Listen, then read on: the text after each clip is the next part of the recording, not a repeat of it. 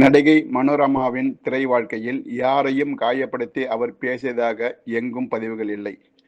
அப்படிப்பட்ட மனோரமா ஒரு மேடையில் நடிகர் ரஜினிகாந்தை கடுமையாக விமர்சித்து பேசினார். அதன் காரணமாக ரஜினிகாந்திற்கும் மனோரமாவிற்கும் சின்ன மன வருத்தம் ஏற்பட்டது. அதைத் தொடர்ந்து ரஜினிகாந்தின் படங்களை தயாரித்த தயாரிப்பாளர்கள் பலரும் தங்கள் படத்தில் மனோரமாவை ஒப்பந்தம் செய்தால் அடுத்து வரும் படங்களில் ரஜினி வாய்ப்பு தராமல் போய்விடுவாரோ என்று அவர்கள் பயந்ததில் ஒரு நியாயம் இருந்தது. ஒரு கட்டத்தில் தமிழ் சினிமாவில் மனோரமாவுக்கு சினிமா வாய்ப்புகள் குறைய தொடங்கின.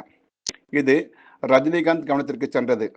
அந்த சூழ்நிலையில் இப்படத்தில் நடிக்க மனோரமாவை அழைத்தார் ரஜினிகாந்த். அதை மனோரமா கனவில் கூட நினைத்து பார்க்கவில்லை. படப்பிடிப்புக்கு வந்த மனோரமாவிற்கு ரஜினியிடம் எப்படி பேசுவது என்கிற தயக்கம் இருந்தது. அதனால் அவர் ஒதுங்கியே இருந்துள்ளார். அதை கவனித்த ரஜினிகாந்த் தானாக வந்து மனோரமாவிடம் பேசியுள்ளார். சங்கடத்தில் என்ன பேசுவது என்று தெரியாமல் நெளிந்துள்ளார் மனோரமா. ஒரு முறை கூட ஏன் என்னை இப்படி பேசினீர்கள் என்றோ தன்னை இப்படி பேசியவர் என்றோ எந்த வித்தியாசமும் இல்லாமல் சகஜமாக பழகினாராம் ரஜினிகாந்த். பின்பு ஒரு நாளில் சென்னையில் மனோரமாவுக்கு ஒரு பாராட்டு விழா நடந்தது. அதில் பேசிய ரஜினிகாந்த், பில்லா திரைப்படத்தில் நான் நடிக்கும்போது கொஞ்சம் மனநல பாதிப்பில் இருந்தேன். அப்போது வெளிப்புற படப்பிடிப்பில் சில ரசிகர்கள் என்னை பைத்தியம் என்று பேசினார்கள்.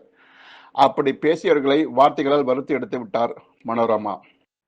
எனக்கு மிகவும் பாதுகாப்பாக இருந்தவர் மனோரமா. அப்போது என்னை அணைத்த கைகள் என்னை எத்தனை முறை அடித்தாலும் தாங்கிக் கொள்வேன் என்று ரஜினிகாந்த் பேச பேச மனோரமா அழுதே விட்டார். இப்படித்தான் அவர்களின் பிரச்சனையை அவர்களே தீர்த்து கொண்டனர்.